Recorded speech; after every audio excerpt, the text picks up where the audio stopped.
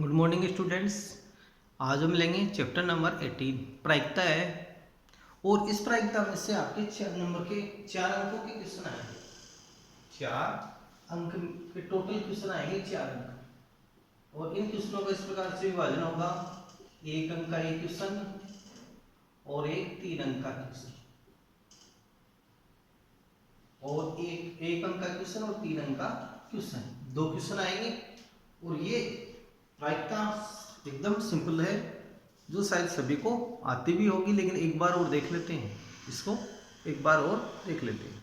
अब देखो प्रायिकता का सूत्र। तो प्रायिकता का सूत्र होता है अनुकूल घटनाएं। इसका सूत्र होगा अनुकूल परिणाम या अनुकूल घटनाएं। हम ले सकते हैं बटे कुल घटनाएं, बटे कुल संभावित घटनाएं या कुल संभावित परिणाम। कुल संभावित घटनाएं ले सकते हैं, घटनाएं की जगह परिणाम भी हम ले सकते हैं। और जो टोटल प्रायिकता है उसका योगफल कितना होता है? 1 होता है। जैसे PA और PA नहीं है, PA डैश बराबर कितना होगा? 1। जैसे मान लो इस प्रकार का कई बार क्वेश्चन बनता है, जैसे PA का मान आपको दे दिया जाए, PA का मान आपके पास है यानी 0.75, और क्वेश्चन में आपसे पूछा है PA नहीं है का मान ज्ञात कर। PA नहीं है का मान आपको ज्ञात करना है। तो हम देखो ये कैसे ज्ञात करेंगे? टोटल कुल घटनाओं का योगफल कितना होता है? जो घटनाएं संभाव्य होती है उन घटनाओं का योगफल होता है हमेशा 1। तो PA का मान तो कितना है? 0.75। तो हम इस सूत्र का यहाँ प्रयोग करेंगे। इस सूत्र में मान रखेंगे 0.75 प्लस PA नहीं बराबर 1। कुल घटनाओं का योग कितना कर दिया? 1। अब इसका आप इधर पक्षांतरण कर दो तो माइनस में, तो PA डैश बराबर 1 माइनस 0.75। तो 1 में से 0.75 को घटाएंगे तो 1 के बाद 2 जीरो ले लो, पॉइंट लगा दो, यानी पॉइंट लगा कि हम आगे कितने भी जीरो ले सकते हैं। इसके नीचे 0.75, तो जीरो यहाँ पॉइंट के नीचे 0.75। अब इसको इसमें से घटा दो 10, यहाँ हो गया 10 में से 5 गया 5, यहाँ हो गया 9, 9 में से 7 गए 2, और यहाँ ये इसके पास चला गया, क्या आ गया? 0, तो 0.25।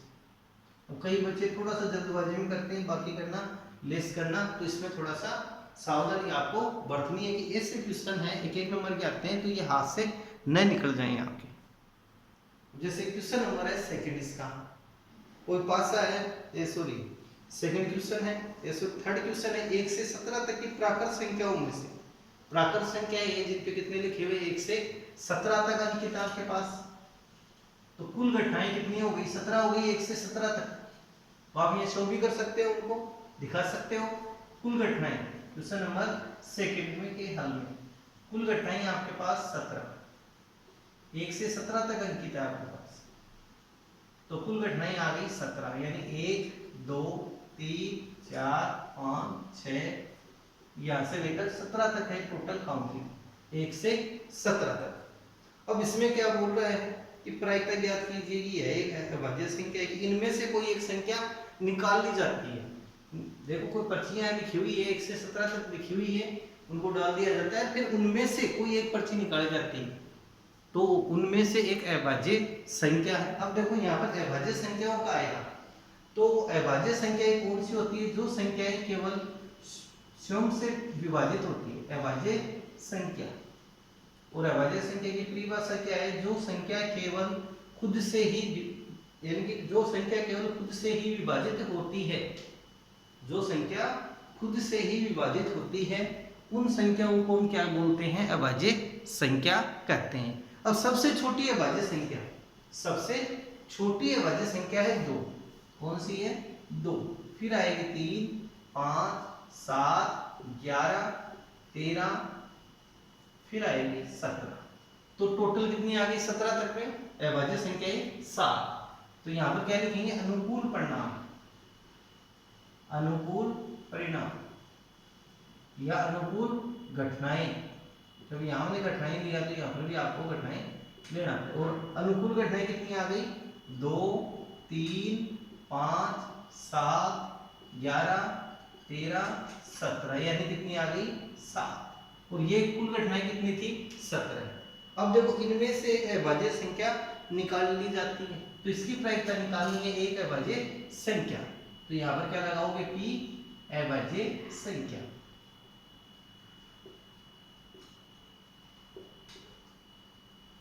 तो बराबर, अब इसका सूत्र क्या बनेगा अनुकूल घटनाएं। तो आपके पास अनुकूल घटनाएं कितनी है 7, कुल घटनाएं कितनी है 17। तो इसका आंसर क्या आ जाएगा 7/17। जैसे क्वेश्चन नंबर 5वां आप पढ़ो एक मिनट। क्वेश्चन नंबर 5वां हम लेते हैं, तो इस टाइप के छोटे क्वेश्चनों में आपके शामिल रहेंगे। और मैंने इस क्वेश्चन को इसलिए लिया है क्योंकि इसके अंदर क्या है अभाज्य संख्याओं के बारे में आया है। तो कई बच्चे यहाँ पर क्या लेते हैं, सबसे छोटी अभाज्य संख्या को 1 मानते हैं, जो गलत है। सबसे छोटी अभाज्य संख्या होती है 2। सबसे छोटी अभाज्य संख्या है 2, और सबसे छोटी पूर्ण संख्या 0 है, और सबसे छोटी प्राकृत संख्या 1 है। ये ध्यान रखना है। सबसे छोटी प्राकृत या प्राकृतिक संख्या ये है, उनमें कौन सी आएगी 1। सबसे छोटी पूर्ण संख्या 0 है, और सबसे छोटी अभाज्य संख्या है 2। ये 3 बातें आपको याद रखते हुए चलना है। अब क्वेश्चन नंबर 5वां लेते हैं। एक लीप वर्ष में 52 रविवार आने की प्रायिकता ज्ञात कीजिए। तो एक लीप वर्ष, देखो वर्ष 2 प्रकार के होते हैं। एक तो होता है साधारण वर्ष। साधारण वर्ष में तो क्या रहता है, फरवरी महीने में 28 दिन होते हैं, 28 दिन होते हैं। दूसरा आता है लीप वर्ष, और लीप वर्ष में फरवरी महीने में कितने दिन होते हैं 29 दिन होते हैं। फरवरी महीने में 29 दिन होते हैं। तो देखो जो लीप वर्ष है वो कब आता है, हर 4 साल के बाद रिपीट होता है। ये हर 4 साल के बाद इसकी पुनरावृत्ति होती रहती है लीप वर्ष की। जैसे 2016 था, अब 2020 है, तो 2020 के भी जो फरवरी महीने में कितने दिन थे 29 दिन थे। आप कैलेंडर उठा के देख सकते हो इसमें। और यह फिर जैसे देखो जिस सन में 4 का भाग पूरा जाता है वो क्या होता है लीप वर्ष होता है। आप इससे पता कर सकते हो। तो लीप वर्ष वो साधारण वर्ष में। लेकिन क्वेश्चन में देखो क्या दिया हुआ है यहाँ पे एलीप वर्ष। एलीप का मतलब साधारण वर्ष है, तो इसमें कुल दिन कितने होते हैं 365 होते हैं साधारण वर्ष में, और लीप वर्ष में कितने होते हैं 366 होते हैं। एक दिन का फर्क इसमें रहता है। तो देखो यहाँ पे क्वेश्चन में दिया हुआ है आपको साधारण वर्ष। तो एक साधारण वर्ष में, तो साधारण वर्ष में कितने दिन होते हैं 365, और लीप वर्ष में होते हैं 366। तो यहाँ पर लिखेंगे साधारण वर्ष। साधारण वर्ष है यानी एलीप वर्ष है, तो कुल दिन कितने रहेंगे, कुल दिन होंगे 365। और अब यहां पर देखो यानी कि एक वर्ष में सप्ताहों की संख्या होती है 52। कुल सप्ताह है, कुल सप्ताह एक वर्ष में कुल सप्ताह होते हैं 52। अब आपको 52 का भाग लेना 365 में। क्या करना है 52 का भाग देना है 365 में। तो ये जाएगा 7 बार, और यहाँ जाएगा 364, और बच गया ये 1, यानी कितना दिन शेष बचेगा 1 दिन। कि 365 में हम यानी कि 52 का भाग देंगे, यानी कि आपके पास कितने आ गए 52 तो रविवार हो चुके हैं। एक वर्ष में कितने रविवार हो गए 52 रविवार, वह 1 दिन शेष बचेगा। यानी 52 रविवार, यानी 52 सप्ताह है तो कितने रविवार हो गए 52 रविवार, वह 1 दिन शेष रहेगा, 1 दिन शेष रहेगा। और देखो ये 1 दिन कौन सा हो सकता है, जो 1 दिन बचा है शेष, वो 1 दिन आपके पास रविवार भी हो सकता है, सोमवार भी हो सकता है, मंगलवार भी हो सकता है, और बुधवार भी हो सकता है, गुरुवार भी हो सकता है, शुक्रवार भी हो सकता है, शनिवार भी हो सकता है। तो कुल कितने हो गए 7। कुल कितने आ गए 7। तो कुल संभावित परिणाम, तो यह क्या लिखेंगे कुल घटनाएं या कुल संभावित परिणाम। कुल घटनाएं हमारे पास कितनी बन गई यहाँ 7। कुल घटनाएं कितनी हो गई है 7। और अब यहाँ क्वेश्चन में क्या निकालना है कि रविवार न आने के परिणाम। कि रविवार न आने के परिणाम तो कितने हैं 6 है और रविवार आने का परिणाम कितना हो गया 1, यानी कि जो रविवार आने का परिणाम है वो कितना आ गया 1। तो यहाँ पर P रविवार और रविवार आने का परिणाम कितना आ गया 1, तो 1/7। लेकिन क्वेश्चन में क्या पूछा है 52 रविवार आने की प्रायिकता। तो कुल प्रायिकताओं का योग आपके पास कितना होता है 1। जो टोटल जो प्रायिकताएं हैं इनका योगफल कितना होगा 1। तो P 1 रविवार, P 1 रविवार प्लस P 52 रविवार बराबर कितना हो जाएगा 1। कुल प्रायिकताओं का योग कितना होता है 1। तो हम इस सूत्र के द्वारा यहाँ चलेंगे कि P रविवार प्लस P 52 रविवार, तो इनका योगफल कितना हो गया 1। अब देखो P रविवार की प्रायिकता 1/7, तो P 52 रविवार ज्ञात करने की प्रायिकता क्या आएगी आपके पास। तो यहाँ से हम निकाल सकते हैं, इसका पक्षांतरण आप कर दो, तो प्लस में तो किसमें इसको भेजेंगे माइनस में। तो P 52 रविवार, 52 रविवार बराबर 1 माइनस 1/7। इसका लघुत्तम लेंगे तो लघुत्तम कितना आ जाएगा हमारे पास 7। 1 का भाग देंगे 7 में 7 बार, 7 को 1 से गुणा कर दो, 7 माइनस है यानी 6/7। तो P 52 रविवार बराबर 6/7 ये बन जाएगी। आप यहाँ क्वेश्चन को यहाँ से आपको समझना है कि देखो 52 रविवार तो है इसमें, और जो एक दिन बचा है वो क्या रह सकता है रविवार, सोमवार, मंगलवार, बुधवार, गुरुवार, शुक्रवार या शनिवार। तो टोटल ये कितने हो गए 7 हो गए। 7 में से रविवार कितनी बार है 1 बार ही तो है, तो यहाँ पे क्या लिखेंगे P रविवार 1 बार। तो कुल घटनाएं 7 है, रविवार कितनी बार है 1 बार, यानी अनुकूल घटनाएं तो 1/7। फिर देखो ये 1 रविवार और 52 रविवार मिलकर टोटल कितनी बनाता है प्रायिकताओं का योगफल 1।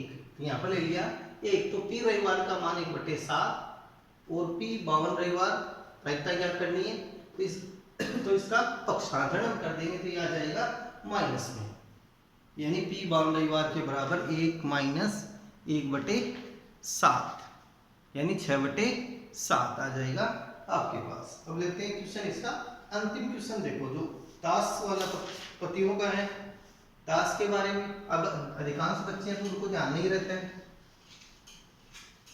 ताश के बारे में।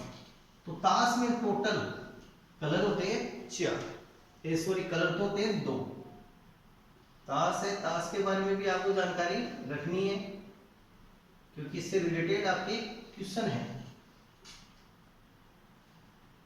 कुल कलर हो गए इसमें 2, एक तो हो गया लाल कलर, ये लाल रंग यहाँ, तो यहाँ आ गया काला कलर, काला कलर। तो लाल रंग के 2 टाइप के होते हैं, एक तो पान और एक ईंट, और काले में आता है उखम एंड चीड़ी। ये और टोटल में 13 पत्ते होते हैं, 13 कार्ड इसके आगे, 13 इसके आगे ईंट के, 13 ही उखम के और 13 ही चीड़ी के। तो अब यहाँ से आप पता लगा सकते हो कि लाल रंग के कितने हो गए 13 + 13 26, काले रंग के पत्ते कितने हो गए 13 + 13 26। टोटल पत्ते 52 आपके पास।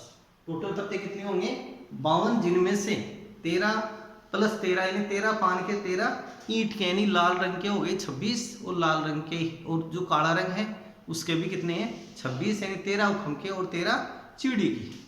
अब देखो इसमें आता है इक्का, जिसपे लिखा रहता है ए, इक्का, इक्के पे क्या लिखा रहता है ए, ये आपको ध्यान रखना है। इक्के पे क्या लिखा रहता है ए, जो सब में एक एक होता है, सब में कितना कितना होता है एक एक, और इसपे कोई तस्वीर नहीं होती है, इसपे कोई तस्वीर नहीं होती है। फिर आता है बादशाह, जिसपे के लिखा रहता है, और ये भी एक एक रहता है, और इसपे तस्वीर होती है, फोटो युक्त ये रहता है, इसपे तस्वीर बनी हुई रहती है। फिर आता है बेगम, जिसपे क्यू लिखा रहता है। फिर आता है गुलाम, जिसपे जे लिखा रहता है। तो ये 3 जो हो गए वो क्या हो गए तस्वीर वाले पत्ते, 3 क्या हो गए तस्वीर वाले पत्ते, एक एक रहते हैं सब में एक एक। तो टोटल जो तस्वीर वाले पत्ते हैं वो कितने हो गए, 12 पत्ते आपके पास हो चुके हैं। टोटल ये आ गए तस्वीर वाले पत्ते आपके पास। तो टोटल तस्वीर वाले पत्ते कितने होते हैं, 12। और बाकी जो 10, 9, 8, 7, 6, 5, 4, 3 और 2 तक रहते हैं, वो सारे इसमें एक एक रहते हैं। तो इस प्रकार से टोटल पत्ते कितने रहते हैं, 52 रहते हैं। टोटल पत्ते कितने रहते हैं, 52, जिनमें से तस्वीर वाले कितने पत्ते हो गए, 6 लाल और 6 ही काले। तो यहाँ से क्वेश्चन आपको तस्वीर वाले पत्तों से संबंधित भी पूछा जा सकता है, इसलिए मैंने ये बात आपको बताई है। तो इस जानकारी को आपको नोट रखना है अपने दिमाग में। अब हम चलते हैं अपने क्वेश्चन की तरफ। अब क्वेश्चन नंबर फर्स्ट देखो क्या है इसमें, यानी कि क्वेश्चन नंबर 11 है, 52 पत्तों को अच्छी प्रकार से फेंटी गई एक गड्डी में से एक पत्ता निकाला जाता है। तो कुल पत्ते कितने हो गए, कुल संभावित परिणाम, कुल संभावित परिणाम, कुल संभावित परिणाम यानी 52, कुल परिणाम आ गए 52। फिर इनमें से इसको अच्छी प्रकार से फेंटा जाता है, फिर इनमें से एक पत्ता निकाला जाता है, यानी निकाला गया पत्ता लाल रंग का गुलाम होगा। पहले नंबर पे क्या आ रहा है, लाल रंग का गुलाम। तो लाल रंग के कितने गुलाम होते हैं, 2 थे, एक ईंट का और एक पान का, यानी टोटल कितने हो गए अनुकूल परिणाम 2। तो ये हमारे को इसकी प्रायिकता निकालनी है। तो यहाँ क्या लिखेंगे, पी लाल रंग का गुलाम।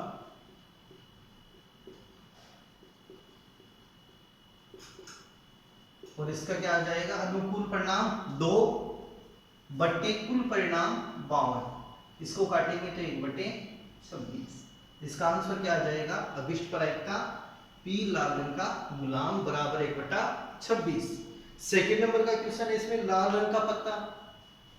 तो सेकंड में क्या लेना है, लाल रंग का पत्ता, कि निकाला गया पत्ता लाल रंग का होगा, कि लाल रंग का पत्ता। तो लाल रंग के पत्ते कितने होते हैं टोटल आपके पास, 13 तो पान के और 13 ही चिड़ी के लाल रंग में।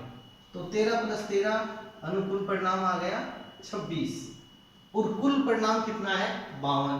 तो यह क्या लिखेंगे, पी का मतलब प्रायिकता, लाल रंग का पत्ता, लाल रंग का पत्ता बराबर 13 13 26, 26/52। इसको काटेंगे तो आ जाएगा 1/2। तो और इसी प्रकार से आगे के क्वेश्चन भी आप निकाल सकते हो। पान का इक्का, थर्ड क्वेश्चन है, पान का इक्का। पान का इक्का कितना है, एक ही है, पान का इक्का एक ही होता है, अपने आप में अद्वितीय है। पी इसकी प्रायिकता निकालनी है तो पान का इक्का, और पान के इक्के से संबंधित अनुकूल परिणाम कितना है, 1। और कुल घटनाएं कितनी है, कुल पत्ते आपके पास 52 है, क्योंकि 52 में से तो 1 को निकाला, तो कुल घटनाएं 52। तो इसका आंसर क्या आएगा, 1/52। अब नेक्स्ट क्वेश्चन है ईंट की बेगम, ये भी 1 है तो 1/52। फिर लास्ट क्वेश्चन है इसका, उखम का पत्ता। तो उखम के कितने पत्ते होते हैं, 13 होते हैं, तो 13/52 यानी 1/4। जो बाकी के क्वेश्चन है उनको आप खुद करके देख सकते हो, इजी है, कोई हार्ड नहीं है। अब हम नेक्स्ट लेते हैं वैदिक गणित। वैदिक गणित, तो देखो इस चैप्टर में से भी आपके छोटे और बड़े 2 टाइप के क्वेश्चन आएंगे, वर्ग करना, घन करना इत्यादि टाइप के क्वेश्चन आएंगे। जिससे हम पहला क्वेश्चन हम यहाँ ले रहे हैं 103 का वैदिक विधि से घन करो। वैदिक विधि से घन कर या घनफल ज्ञात कर। वैदिक विधि में हम ज्यादातर प्रयोग करते हैं निखिलम सूत्र का। किसका प्रयोग करते हैं ज्यादा, निखिलम सूत्र का। अब देखो इसको निखिलम सूत्र से करेंगे तो सबसे पहले लेंगे इसका आधार। 103 किस संख्या के पास है, देखो आधार होते हैं 10, 100, 1000, 10,000, ये लेते हैं हम आधार में। तो यहाँ पर ये 100 के आसपास ही है, तो आधार कितना आ जाएगा इसका 100, आधार आएगा 100। अब इसका हम याद करेंगे विचलन। तो विचलन का सूत्र आता है संख्या माइनस आधार, संख्या माइनस आधार। तो संख्या में से आधार को घटा देंगे, तो संख्या हमारे पास कौन सी है 103।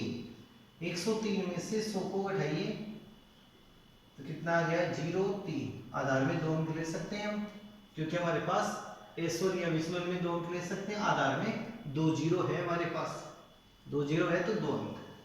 और अब इसका सूत्र हम लेते हैं संख्या का घन, संख्या है इसका घन, तो इसका सूत्र बनेगा संख्या प्लस 2 गुणा विचलन। ये आपको सूत्र इसमें याद रखना पड़ेगा, संख्या प्लस 2 गुणा विचलन पहला कॉलम में, दूसरे कॉलम में 3 गुणा विचलन का स्क्वायर, 3 गुणा विचलन का स्क्वायर, तीसरे कॉलम में विचलन का क्यूब, विचलन क्यूब। तो जैसे संख्या हमारे पास कौन सी है 103, तो 103 का क्यूब बराबर संख्या आ गई 103 प्लस 2 गुणा विचलन, विचलन हमारे पास कितना है 0 3, तो यहाँ क्या रखेंगे 0 3, दूसरे कॉलम में 3 गुणा विचलन का स्क्वायर, तो विचलन हमारे पास कितना है इसमें 0 3, तो 0 3 का स्क्वायर और विचलन का क्यूब यानी 0 3 का क्यूब, 103 3 को 2 से गुणा करो तो 6, 3 दूनी 6, 3 का स्क्वायर करेंगे 3 का वर्ग 9, 9 को 3 से गुणा करेंगे तो 27, तीसरे कॉलम में 3 का क्यूब करेंगे तो 2 अंक आ जाएंगे 27, 103 में 6 को जोड़ो 109, और अब चलते हैं यहाँ पर 27 और 27। अब चलते हैं आधार के पास, तो आधार में देखो कितने जीरो है 2 जीरो है, तो दूसरे और तीसरे कॉलम में भी कितने होने चाहिए 2 2 अंक होने चाहिए, क्योंकि आधार में 2 जीरो है 2 शून्य है, तो दूसरे और तीसरा जो कॉलम है उसमें भी कितने होने चाहिए 2 2 अंक आपके पास होने चाहिए, तो 2 2 अंक है हमारे पास। यदि यहाँ तीसरा अंक होता तो नीचे रख के इसमें इसको जोड़ देते या फिर इसको नीचे रख के साथ में जुड़ जाता हो। तो अब इनका सही लिखेंगे 109 27 27, तो ये इसका आंसर आ जाएगा 103 का घन आ गया कितना 109 27 27। अब हम देते हैं एक आपके यानी कि एक और इस पे लेते हैं और वो आएगा इस बार आपके उपाधार विधि पे आधारित घनफल, उपाधार विधि पे आधारित घनफल हम लेते हैं। कौन सी विधि पे लेते हैं उपाधार विधि पे, जैसे 395 है, 395 का घनफल हम वैदिक विधि से करेंगे, और वैदिक विधि में भी किसका प्रयोग कर रहे हैं निखिलम सूत्र का। अब यहाँ क्वेश्चन थोड़ा चेंज कर देता हूं, 395 का वैदिक विधि से घनफल ज्ञात करो, 395। तो सबसे पहले 395 के लिए लेते हैं आधार, तो आधार कितना आएगा इसके लिए 100, जिसके लिए आधार कितना लेंगे 100, सूत्र में भी परिवर्तन होगा, आधार आ जाएगा इसका 100। दूसरा लेंगे उपाधार अंक, उपाधार अंक यानी 395 वाली संख्या किस संख्या के आसपास है, यानी ये 400 के आसपास है, तो 100 से 400 कैसे ला सकते हैं 4 से गुणा करने पर, तो 4 ही यहाँ क्या बनेगा इसका उपाधार बन जाएगा, 4 को क्या कहेंगे उपाधार अंक, उपाधार अंक 4। अब इसका निकालना है विचलन,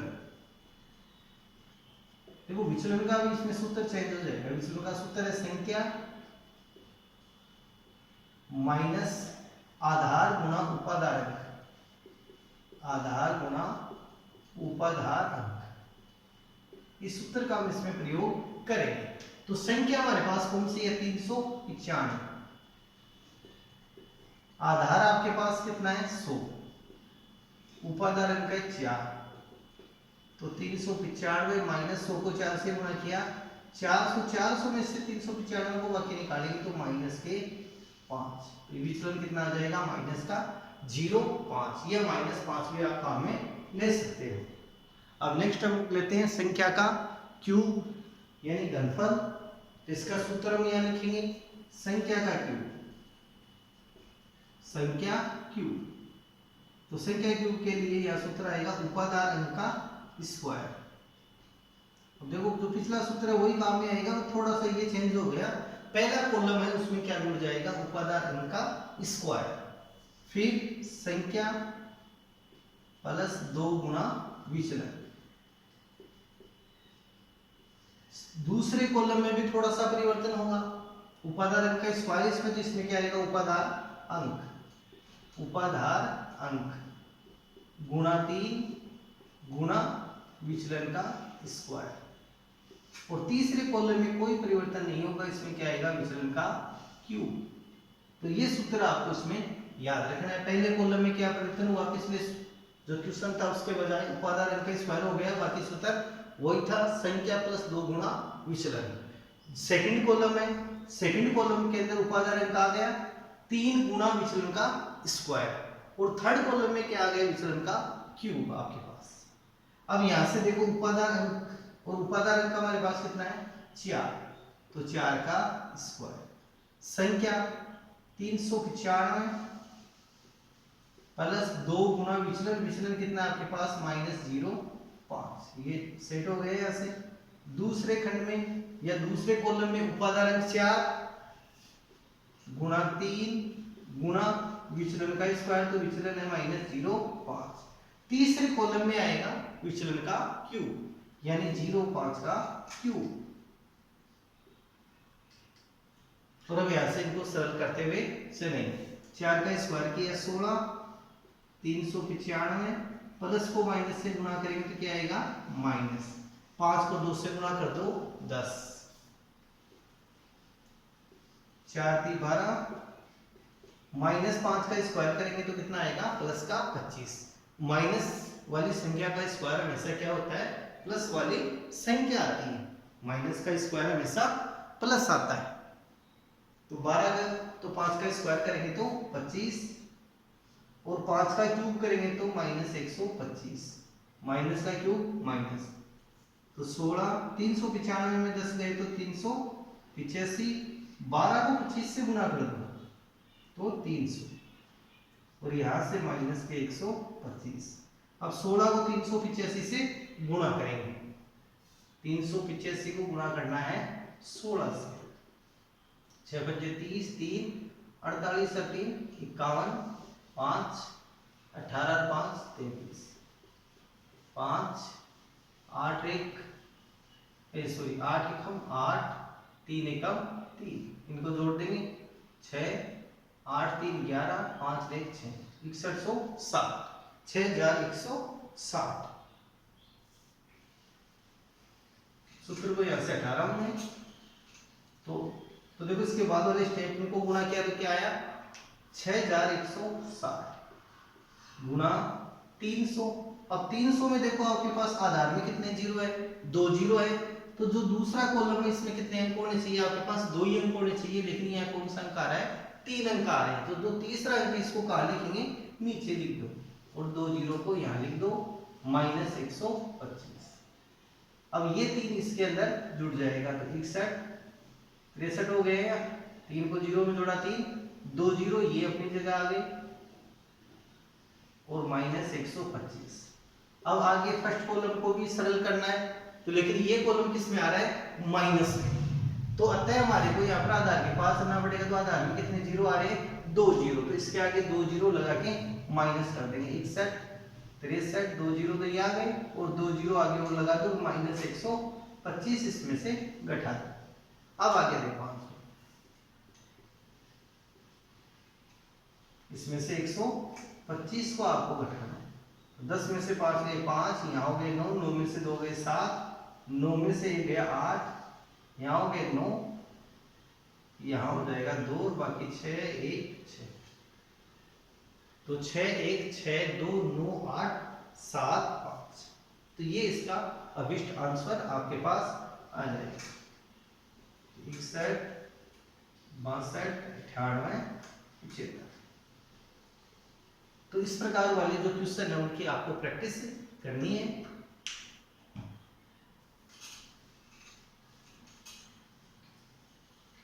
और अब हम नेक्स्ट लेते हैं यहां से, इसी के अंदर निखिलम विधि से भाग देना, निखिलम विधि से भाग करना, निखिलम विधि से भाग देना। जैसे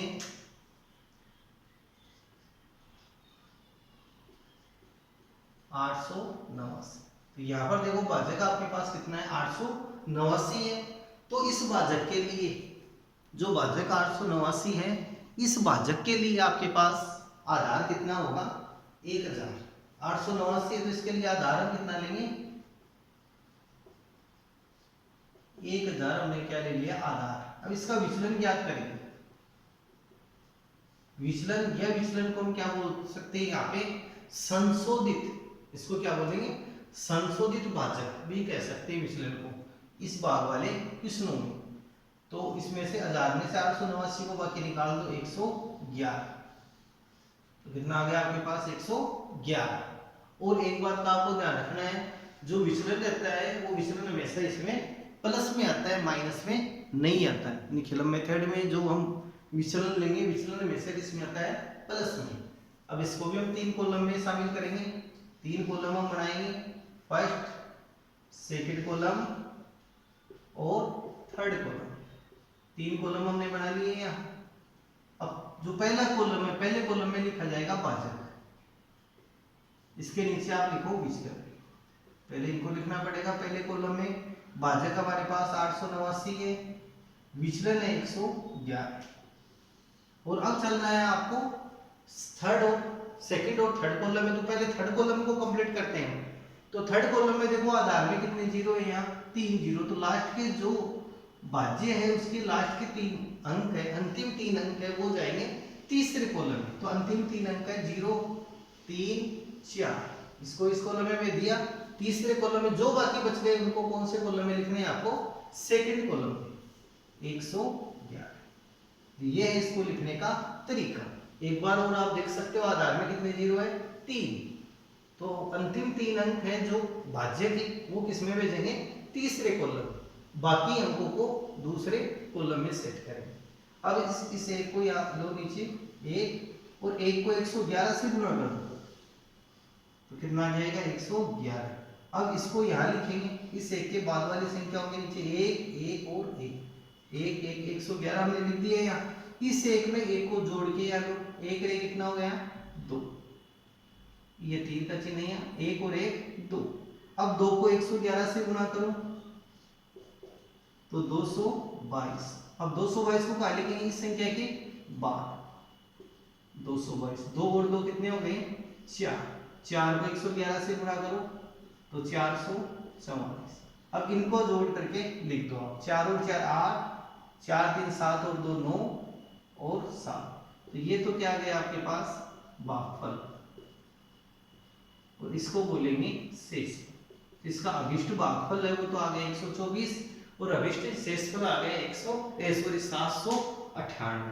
तो इस प्रकार के क्वेश्चनों की भी आपको प्रैक्टिस करनी है।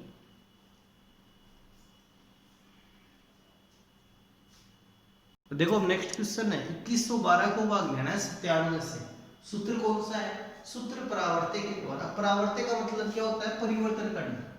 परावर्ते का मतलब क्या होगा परिवर्तन करना। जैसे प्लस का आएगा तो उसको माइनस में बदल देंगे, माइनस में आएगा तो प्लस में बदल देंगे। ये यहाँ चेंज करके हम चलेंगे। तो सबसे पहले लेते हैं इसका भाजक हमारे पास है 97, भाजक है 97 और 97 के लिए आधार कितना आ जाएगा 100, आधार आएगा 100। और अब इसका विचलन निकालेंगे। विचलन का सूत्र क्या है संख्या माइनस आधार। तो संख्या 97 में से 100 को बाकी निकालो तो कितना आ गया 0 3, माइनस का तो माइनस यहाँ लगा देते हैं तो माइनस के 0 3। अब इसको लिखने का तरीका वही 3 कॉलम बनाएंगे, फर्स्ट सेकंड और थर्ड, फर्स्ट सेकेंड और थर्ड कॉलम। 3 कॉलम हमने बना दिए। पहले कॉलम में ऊपर ऊपर लिखा जाएगा भाजक, और भाजक कितना है प्रश्न के अनुसार 97, ये 97। इसके नीचे लिखेंगे विचलन, और विचलन हमारे पास कितना है माइनस के 0 3, माइनस का चिन्ह मैंने ऊपर लगा दिया है, संख्या से पहले भी आप लगा सकते हो। तीसरा यहाँ पे आएगा परिवर्तित अंक, इसका नाम ही है सूत्र का परावर्ते। तो यह क्या लेना पड़ेगा परिवर्तित अंक। विचलन यदि माइनस में है तो उसको प्लस में बदल लो, यदि विचलन प्लस में है तो माइनस में, यदि विचलन माइनस में है तो प्लस में। इसका विचलन का यहाँ अपोजिट हो जाता है, उल्टा हो जाता है। प्लस में है तो माइनस में आ जाएगा, यहाँ माइनस है तो यहाँ प्लस आ जाएगा। तो माइनस के 0,3 है, ये किस में बदलेगा, प्लस के 0,3 में बदल जाएगा। अब सेकंड और थर्ड कॉलम में संख्या रखने का वही नियम है जो हमने पिछले क्वेश्चन में लिया था सूत्रनिखिलम में। और सूत्रनिखिलम में हमने क्या लिया था कि आधार में देखो कितने जीरो है, 2, आधार में जीरो है 2, अतः लास्ट के जो 2 अंक है, जो लास्ट के 2 अंक है भाज्य के वो कितने हैं, 12। तो 12 को कहाँ भेजेंगे, अंतिम कॉलम में। अब मध्य कॉलम में क्या बच गया आपके पास, 21, ये आ जाएगा मध्य कॉलम में। तो ये आ गया लिखने का तरीका कि आधार में देखो कितने जीरो है, 2, अतः लास्ट के जो 2 अंक है भाज्य के वो आएंगे अंतिम कॉलम में, बाकी जो बच गए उनको लेंगे हम मध्य कॉलम में यानी सेकंड कॉलम में आ जाएंगे। अब देखो आगे 2 तरीका वही है निखिलम वाला, 2 को 0,3 से गुणा कर दो तो 0 6, 0 6 को यहाँ लिखेंगे, 0 यहाँ 6 यहाँ, 1 में 0 को जोड़ो तो 1 को 0,3 से गुणा करेंगे तो 0 3। अब इनको जोड़ के आप लिख दो नीचे, तो 3 और 2 5, 6 1 7। तो अतः इसका भागफल तो आ गया 21 और शेषफल आ गया आपके पास 75। तो यहाँ क्या लिखेंगे, अतः भागफल 21, अभिष्ट भागफल आ गया 21 और शेषफल आ गया आपके पास 75। तो ये आ जाएगा सूत्र परावर्तय के द्वारा, जैसा इसका नाम है वैसा इसमें चेंजिंग आपको करनी है, सूत्र परावर्तय। अब जो नेक्स्ट वीडियो में लेंगे तो वो लेंगे दवजांक विधि का, कि दवजांक मेथड से भी आपके भाग वो थोड़ा सा बड़ा है तो उसको समझते हुए आपको चलना है।